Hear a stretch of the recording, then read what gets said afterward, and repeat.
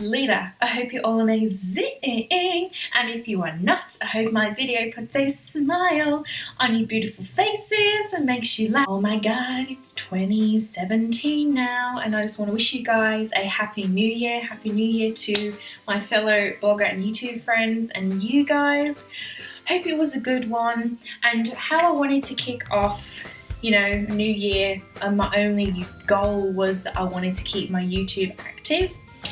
And in today's video, I wanted to talk about a certain genre that I have really gotten into over the last probably 2 or 3 months. I'm kind of a late bloomer to it. I wanted to talk about the thrill that sports anime gives you. It's taken me all this time to want to watch a sports anime. I became interested because of all the hype of certain sports anime shows that are out there, and I decided, you know what, it's time to finally give this genre a crack.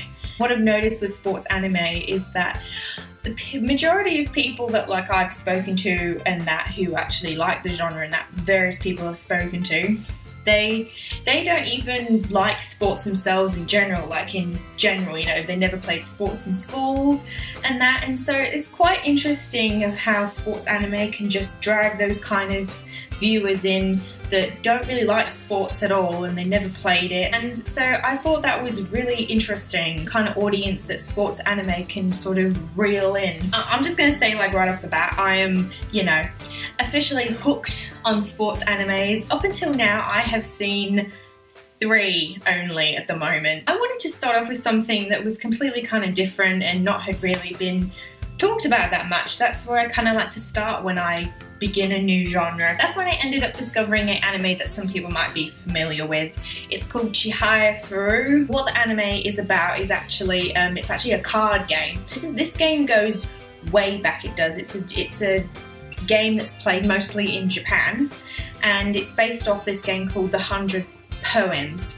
These cards, they have different poems and they all mean different things. Some resemble love, some are about nature. The game itself is called Karata, and basically it's like competitive karata. It's a really fascinating watch, Chihaya-Furu it was. I mean, I loved it all round. It was a really great, I thought it was kind of a great, good introduction for me into the sports genre, but it was really interesting, the concept based off the karate game that's played still in Japan to this day. Competitive karata is basically players have to memorize these 100 poems. Basically, they have to know all these poems, and then there is a reader, and they have to listen for what they think will be the next verse of the poem, and they have to quickly kind of swipe it down. So it's kind of like when you're playing, you know, the card game Snap. It's kind of like that, but it gets really intense. Some of these, you know, battles. I tweeted about it kind of numerous times at the time I was watching it. You know, I never thought a card game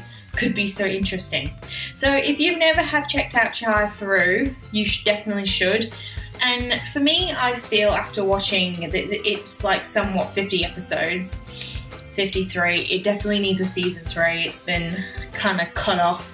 I wasn't satisfied with the ending. And after watching that, I became interested in a series that was airing in the summer season last year, summer 2016. It feels so weird to say already last year already. And that anime was Days. It's this soccer anime. It's only just finished airing the first season. I've only seen up to episode 12.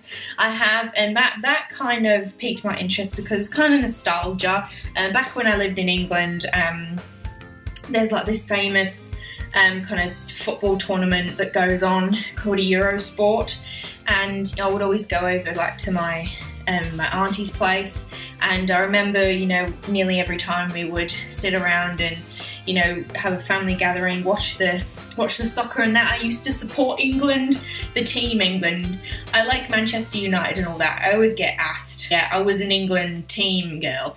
Nostalgia made me want to watch Days. Again, I found it was really easy to connect with the characters, and it's quite humorous at times. From watching only 2 sports animes, is that, you know, seems always the main protagonist is, you know, kind of a wannabe kind of, you know, a novice, eventually works their way up through the trials, and then they become glorious kings and queens.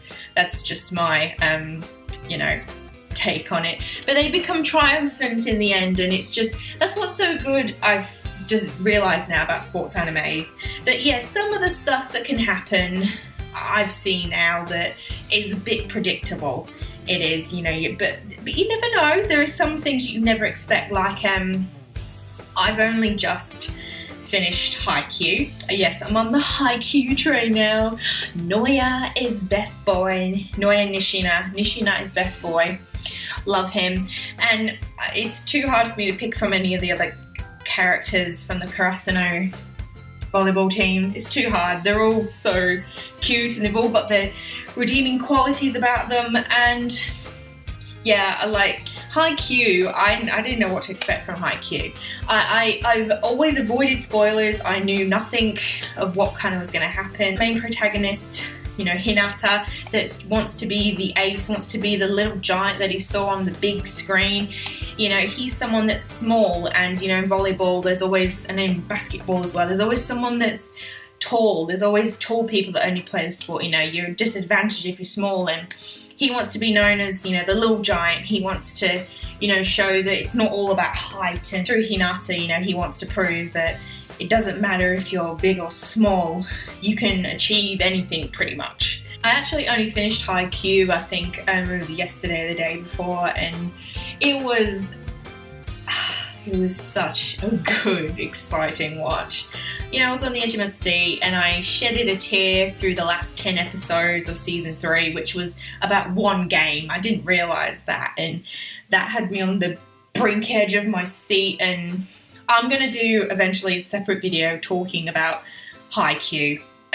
You know, what all the detailed things I love about it. I'm not going to go into it too much. So after watching Haikyuu, I could fully understand why people love sports anime so much. I'm understanding now of why I'm hooked now, and it's the journey of the characters. Go through the hurdles of being defeated, losing a match, you know, all the, you know, practicing and training. It's just like how sports anime is kind of like how it is in real life, you know, how we work towards our goals. And also for people who do watch sports anime, certain anime fans I know do play sports themselves, and that probably reflects on a personal aspect. You know, say if someone's watching Haikyuu and they do play volleyball, kind of have a very personal aspect. It can, any experiences that they've had. Sports anime can really dig deep into personal experiences, I have found. Sports anime I would love to see one day is one on shot put. I used to play shot put.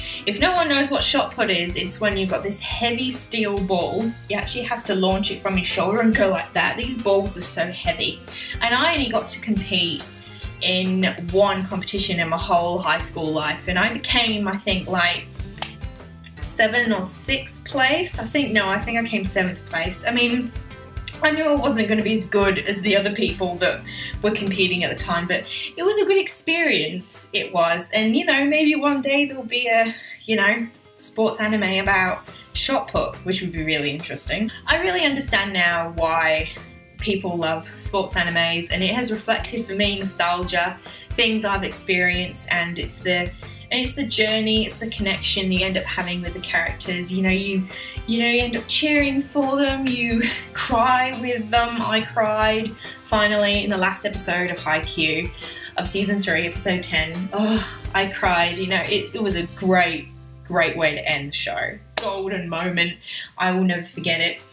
And, you know, it just, you know, it makes you feel good. It makes you feel really good when you watch sports anime. It's something that can just get you out of your depressive rut if you're feeling like crap or something. Sports anime really delves deep into the emotion side of things. But, you know, it's just, you know, sports anime, it's a good time. It's exciting, it's thrilling, and that's why so many people love the genre. And I'm excited to see for the future of what other sports anime we're going to get. People have been asking me to actually watch Yuri on Ice. I might watch Yuri on Ice. It is on my list. You guys, you comment down below. Do you like sports anime? Have you been curious about to see a sports anime but you're not quite sure where to start? If I was going to recommend a first time sports anime, if no one's ever watched any, I would definitely say Chihayafuru.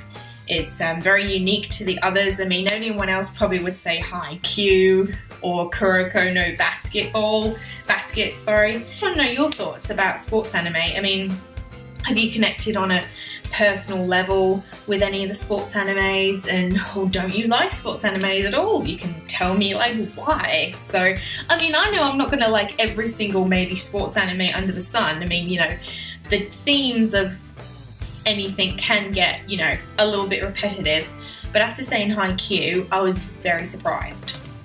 Very surprised. So anyway guys, I hope you enjoyed the little discussion video I wanted to do on sports anime. And as always guys, don't forget to subscribe. And if you want to keep up with my anime antics, you can follow me on my blog at Little Kino Anime Corner. And you can follow me on Twitter at Kino Reviews, where I am. It's, you know, still, it's all my life now. Not my second life, it's all my life now. And I'll see you guys next week with a brand new video. Bye!